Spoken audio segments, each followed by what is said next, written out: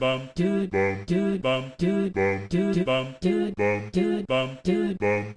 everyone! So a Shadow the Hedgehog manga has released, and I have been waiting for a Sonic anime since forever. Obviously this is a manga, but I'm saying, with the release of a Shadow manga, that brings into the possibility of a Sonic anime. But would a Sonic anime even be worth it if the Shadow manga was bad? Well, let's see how it is, because Chapter 1 just released, and that's going to give us our very first look at Yuki Imada's writing style. I'm sorry if I said that name wrong. And it looks to be like we're retelling Shadow's backstory again, which is fair. The goal of this manga is to bring new people back into the franchise. It's not necessarily for Sonic fans, otherwise there would have been an official translation for this into English. Also, I don't want to get copyright striked by Korokoro, so don't expect to see a lot of manga panels on screen like IDW reviews usually do. So enough of me rambling, I'm just gonna get right into the video, and we start off on Space Colony Arc, obviously, with the intercom going off, giving a sign that there's an emergency going on, and the Bio-Lizard comes through the building and starts attacking these two researchers. But this isn't actually the Bio-Lizard. This is described to be a lab animal, which is interesting. I wonder if this is the prototype of the Bio-Lizard, which would actually be pretty funny. The prototype of the prototype of the prototype. I wouldn't be surprised if Bio-Lizard had like multiple like rough drafts of the sort before. And then we get Shadow in performing a spin dash to attack the lizard thing. And he says that he doesn't have a grudge against the lizard, but he's out of control. And I find this interesting because the scientists seem that they don't know about the spin dash, which is kind of weird because you made Shadow, right? So I would assume that the spin dash would be part of like Shadow's programming or whatever. Like it'd be part of his creation. But I guess it's just a technique that Shadow made like Sonic did. Well, we don't actually know if Sonic made the spin dash, but he might as well have. So we get this cool Shadow character shot right here. I love the lines here.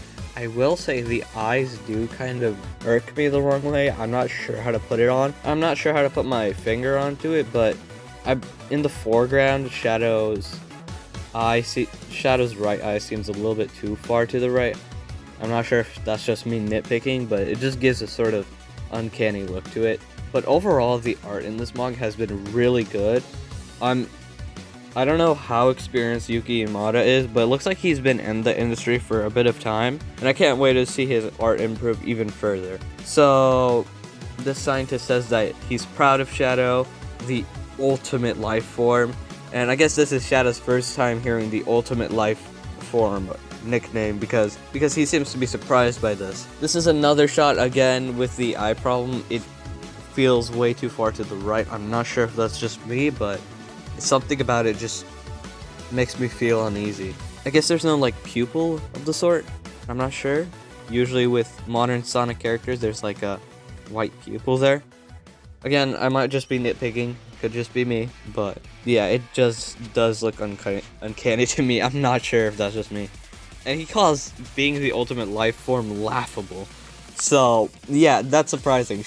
Shadow in this version doesn't actually see himself as the ultimate life form. And he encounters a black leech, or a death leech. I haven't played Shadow 05 in a long time, but these look like a death leech. He was made, and he starts to give a lore dump about how he was made from the DNA of a space organism, Black Doom. And how he didn't turn out to be the cure for Maria that he thought he would be. And it's interesting because we get no mention of Gerald this entire comic. He's just lying on the floor right there for that one singular panel, and that is it. So Shadow says that since he couldn't cure Maria, there's no point to his life. And speaking of which, Maria jumps out at Shadow, just introducing herself, and Maria just immediately grabs Shadow and takes him to the observatory deck of the arc, and basically shows him the Earth like below. And I'm pretty sure this is interesting because the manga hasn't explained like a lot of very important detail that is usually associated with Shadow's backstory. Like, Gerald Robotnik, for example, he is, like, nowhere in this comic, right? Like, Gerald is just gone, right? And then the fact that the Space Colony Arc is a self-sustaining colony, right? That humans can just live on it for the rest of their lives. That hasn't been explained. It hasn't been explained why Maria's on the arc. It just sort of just jumps you in, right? And to be honest, I would have preferred if the manga took a slower pace with how it was approaching things. I would have preferred if we got like a character introduction to Gerald Robotnik. I would have preferred if we knew that Maria is on the arc because his grandfather is doing research, and we have to learn about like Project Shadow and how some military research sort of thing. So that way we could actually have some build up to gun attacking, which we'll get to that in just a second. So Maria just sort of says that Earth is a beautiful planet, and then she collapses because of her sickness, right? And then she basically is like venting about how Shadow's been struggling with the meaning of his existence, and how she wants Shadow to see all these different things on Earth, and that there is actually a meaning in being born. And Shadow basically says, nuh-uh, and takes Maria to rest. Here we start to get more of a dialogue exposition on to Shadow, saying how spending time with Maria and handling these researchers who can't even handle these lab animals, it's all just wasting his time. But he still feels that dealing with Maria isn't that bad. And now we get to my biggest problem with the manga. So here you would expect to see like more scenes with Maria, maybe like fleshing out Gerald, the lore, so that way we actually understand what the hell is even going on here. And what immediately happens is we cut to after Maria wakes up, and the Earth National Defense Force is here, or gun, basically. I don't know, they never refer to gun in here, which is strange. And they're never set up before this point. Like, they just appear, right? Like, they have absolutely no setup. It just happens. I really would have preferred if, like, at least there was a mention, right? Because there was no explanation before. This is my main problem with the manga, because now we're gonna have Gun raiding the ship and everything, and Maria getting shot. Because, like, the problem with that is that there is no, like, background to all of this, right? We should have gotten, like, that Maria was here because her grandfather was doing research, and this place is basically a place where humans can live, and that she and Shadow made a promise to explore the Earth one day. But none of that is in here, right? Especially, I think the biggest part of information here, the most important part, we should have gotten, like, some information about Gun. We should have gotten, like, at least, like, a lore dump or exposition dump. That they are the military force, and that Shadow was just here because of that military force. Shadow was created because of this project funded by the military, and it's just kind of like, they never talk about the military beforehand. So, all that stuff. And now it's just like, oh, the military just wants to dispose of everything on the arc because, oh, I don't know. Like, in the original game, it was because that Shadow was too dangerous, and this whole thing was way too dangerous. We can't get it out to the public. But no, they just blast through and just say, oh yeah, we're killing all of y'all. So yeah, they just start killing these scientists. Shadow just comes in, attacks the gun agents. And one of these scientists who previously said that he's proud of Shadow, basically said that he just has no idea why the hell he has to be killed because of Shadow. Shadow's like, man, these scientists do not care about me, like, at all, right? So Shadow's like, at least I have Maria. And he's like panicking here because, like, these military researchers are like just going at it, and he rushes to Maria, and all these gun soldiers have like their guns pointed at Maria, and Maria's like, oh, I know a lab animal? That's disgusting. And Shadow's like in horror at this, right? And one of the gun soldiers are like, don't lie, we know that you hung out with Shadow often. And Maria's basically like saying that she won't reveal anything about Shadow no matter what. And I really want to say the art here is absolutely amazing in the scene. It really does put a great job at putting the emotional impact and weight of the scene at hand, especially this page right here. Like, it really feels like he went all out in conveying this panel's emotions, right? So Shadow's like, it's all you, right? I now know what my purpose in life is, right? Not for long, by the way. But again, another great shot here. We get a full page spread right here, and yeah, the art is phenomenal. But if I have to nitpick one thing, I'm sorry, the eyes still give me that uncanny look. I can't put my finger on it. It could just be the pupils. I'm sorry. I have no idea. And yeah, again, just really, really good art on this page too. Just really tugging at it. It actually did get some feels out of me, but yeah. So all these gun soldiers, they point at Maria. Shadow just goes right at them, attacking them. But it turns out that after Shadow beats all of these gun soldiers, there's still one remaining, and she gets shot. And here's another interesting thing, because standing right before this gun soldier is Doom's Eye. Yeah, Doom's Eye. Well, at least that's what I'm inferring. It's clearly something Black Doom related. We don't know the implications of this.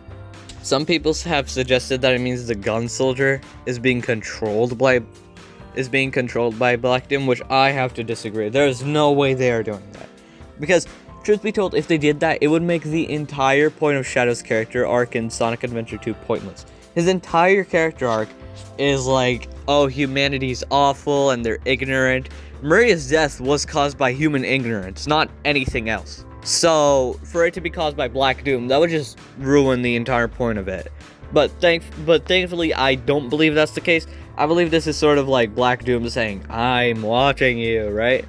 Like, sort of just staring over, right? And I wouldn't be surprised if we start to get Black Doom lore next chapter, because this is supposed to be a tie-in with Sonic X Shadow Generations. And here's where I have another worry here. Sonic X Shadow Generations is coming out, like, next month. And if they're trying to tie this in, then I'm worried that they're going to try and rush Shadow's backstory. Because what are they going to do next chapter? Like, cut to Shadow Generations? Because, like, that's just going to be weird, right? Did you just skip, like, all of this important stuff in Shadow's character arc? I guess what they could do is they could, like, have Maria say, Shadow, save everyone on this planet, please. And then we cut to the present day with, like, Shadow being like, yes, I'm fulfilling your promise, Maria. Which would also be kind of weird, because in Shadow 05, his character arc is that he's not doing it just because of Maria. That's not his main reason anymore. He's protecting Earth on his own accord. He will literally fight Earth if it chooses to fight him. He's not going to always protect it just because Maria said so. Sure, Maria's wish is important to him, but it's not the main reason he's doing it anymore. He's doing it because he wants to. He's making his own choices now. So skipping that would also be pretty weird to new readers. Like, wow, you're protecting the entire planet just because someone said so, even if it's a close friend. Again, it'd just be really weird if they skipped it. Maybe they'll show like a montage. That'd also be really weird. I don't know if I would like that. Or one page for each main game involving Shadow, which would also be ridiculous to me. I don't know. They're trying to retell Shadow's backstory. I like it, right? It's a good introduction to new readers, but you're forgetting Gerald. That's like one of the most important parts of Shadow's backstory. And with Gerald in mind, that recontextualized a lot of this chapter. Maria it all happens way too fast. And that's the problem. The pacing is all over the place. It is way too fast. It feels like they were just rushing to get to the good part of Shadow's backstory. Like, Maria has to die at chapter 1. And I'll admit, it's a great cliffhanger. I see why they did it. But at the same time, we should have had way more dialogue and exposition with Maria. It feels very tropey right now, the whole thing. It's just, oh wow, Maria's playing tricks on him.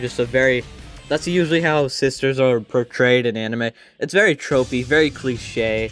I mean, it works. Again, this is a manga for elementary school kids. Yeah, I know. Yeah, Maria literally gets shot, but Japan has crazy rating systems. You have no idea.